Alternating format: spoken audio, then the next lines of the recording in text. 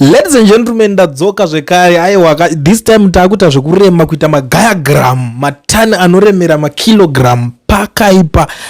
This time ndokutaurira kuti umwe munhu achangosara kungoti Zimbabwe ndiye D sarai.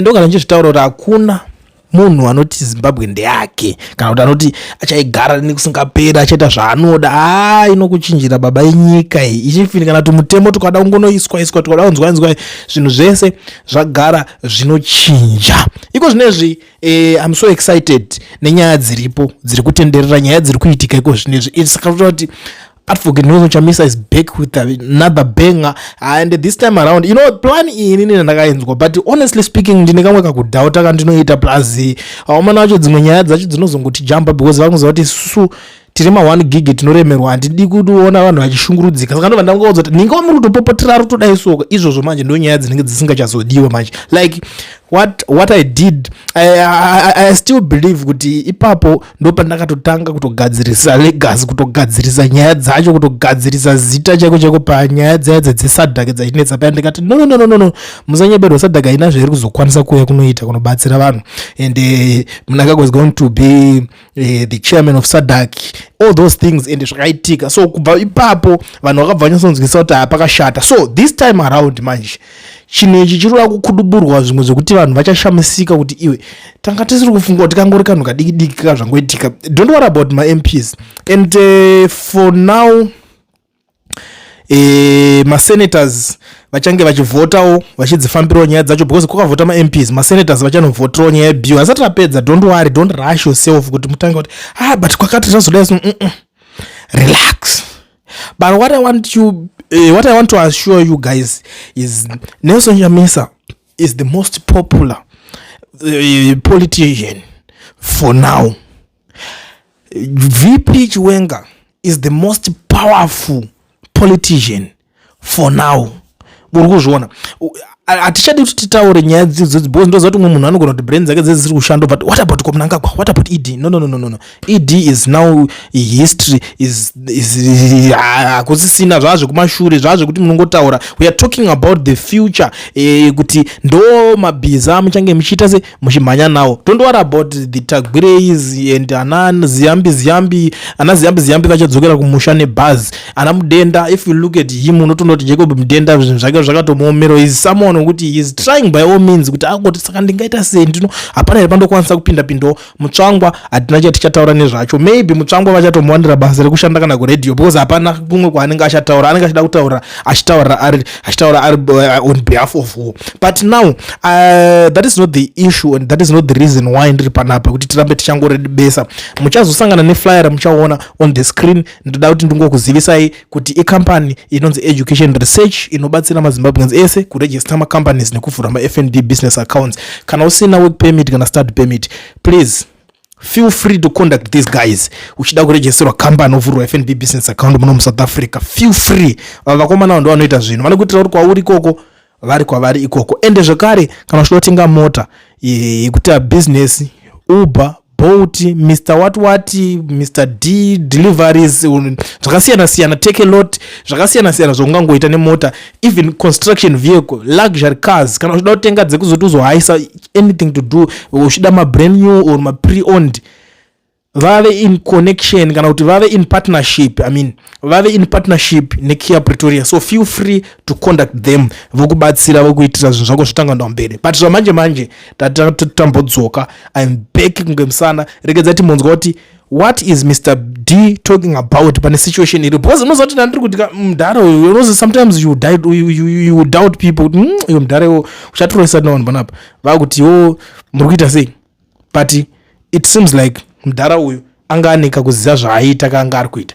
Let's dive into Mr. D zvamanje because pari kunakidza icho. Right, vana vazukuru vambuya nehanda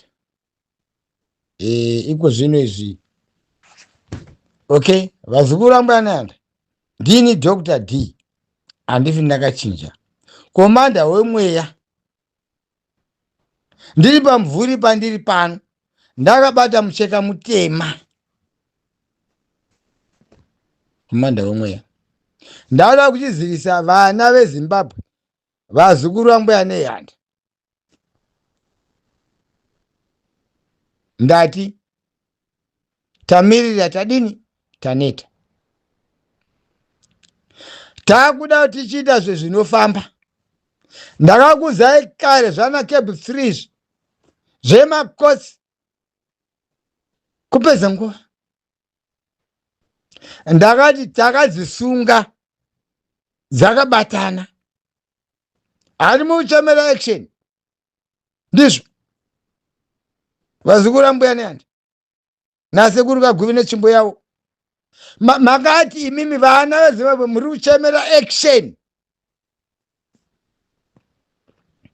Nazi ndi 20 ichi deadness. Ndiri kusango kai 21 amene babo. Takuchipinda mu action. Whether anoda nasingadi. Ndini ndiri kutaura komanda wemweya.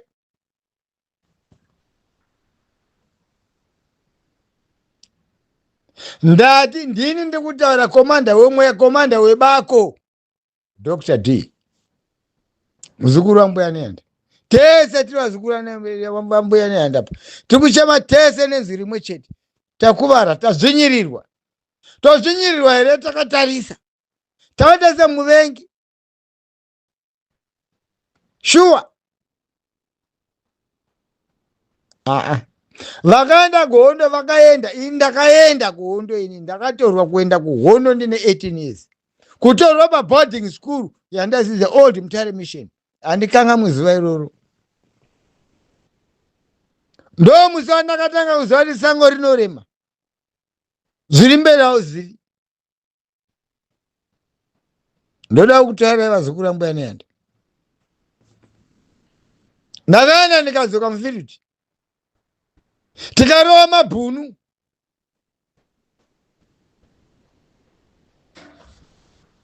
Moda kuziva zita rangu. Undaenzani? Donora mabhunu.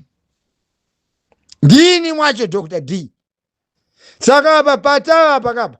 Tausvika iye yatoti tasvika kwamvura yacheka makumbo. Amene kokoshona I don't know. Zvakawanda wanda. Asi ndiri pano. Ndakuziva kuti ndiri muno muZimbabwe. Wewe mundibati. Modi mocha sei. Ndiri mubako. Ani kutengesa chiwenge. Ini ndomira nezvangu. Because hondo. Hondo yambuya neyanda. Futi hakuna hondo mani. Ndakataura kudhara kuti handidi ropa repopo 1. Rodeuka. Zvokuti vashuta munhu vonotara mahistory 45 degrees yekuita sei uchishuta munhu. Asina mhosva. Sure. Vanhu muri kubata muri kukidhinepa. Vamwe vakarova. Vanaita zamarana nasi asuzikamo. Asika. Tichitora nyika.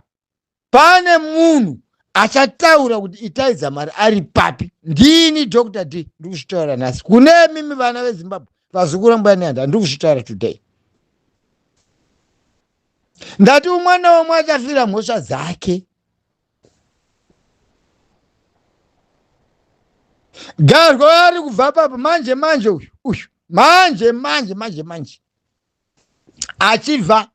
Vese vari mujeri vakatongerwa zvenyika zveZimbabwe vari kubuda. Kuchipinda vamwe. Ndini ndiri kutaura Dr. D. Nhanzi kumbodzokera sure. Yes, hondo takuzoitekenya. Marira ngoma. Ndatika. Mbira zenharira. Ndini ndiri kutaura Dr. D. Ndakuchikuudzai manje. This is my final. Ndini Dr. D. Vamamira zvinhu zvese vanhava. Masosaya. Mbavha idzi. Vamamira zvinhu zvese. Zvino manje takumamirana manje. But ndoda kutaura chinhu chimwe chete chanozokurudza vazukuru vambuya neyanda. Mukanza tsurika neakurira. Please garai mudzimba dzenyu. Musabuda. Why? Because hamuna futi. Hamuna ngangani kai. Garai mudzimba menyu. Kangai maputi dzaisa zvenyu zvakanaka. Regai hondo ichicha. ende hakusina hondo inotsva futi.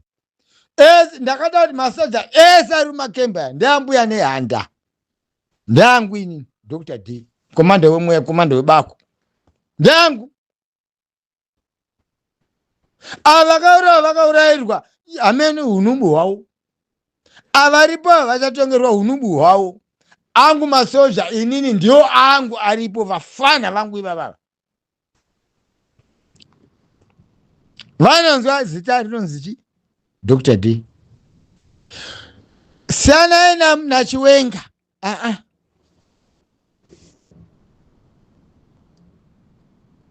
Sai muzukuru wambuya nehanda chiwenga aita zvaari kuita.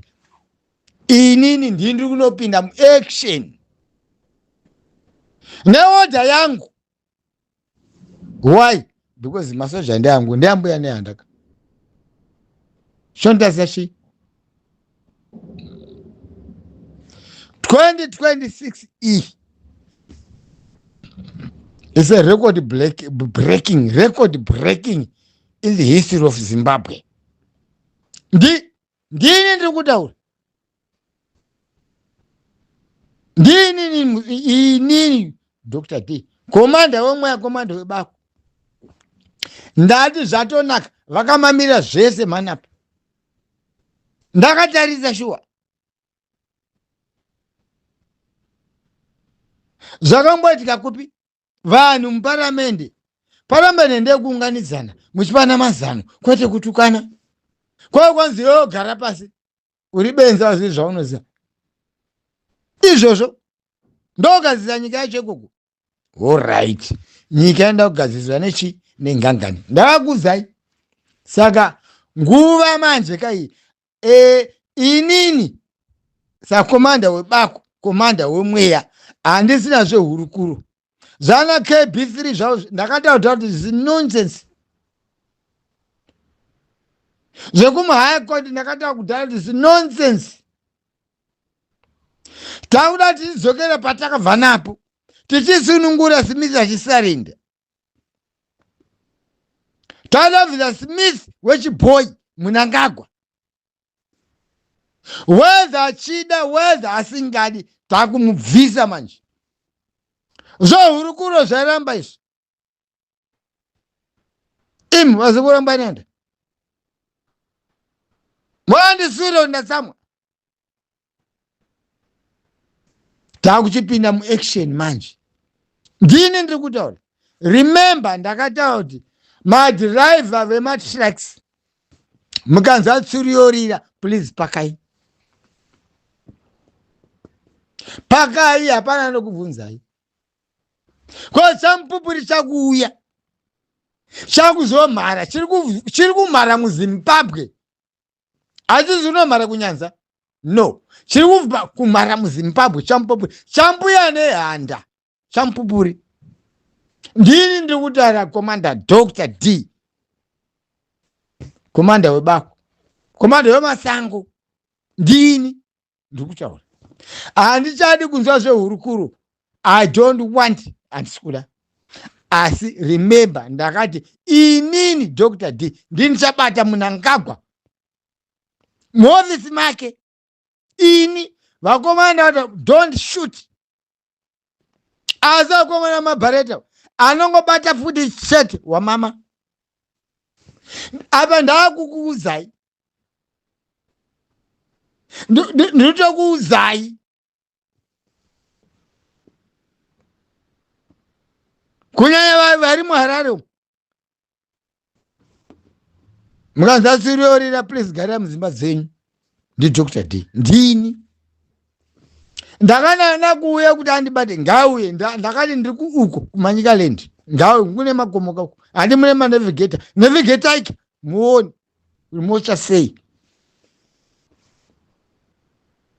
Chasava kudinura. Zvese zvaitika zvimbuya nehanda vatsamwa. Havana mbofara nazvesvo. Vanga vakupai nguva kuti muda kuita zvinhu zvine purani.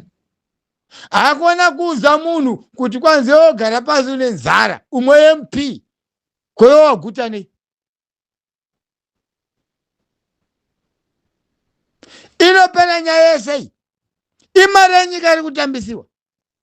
Ufumi hwedu isusu wambuya neanda nasekuru vaguri netsvimbo yavo takatarisa.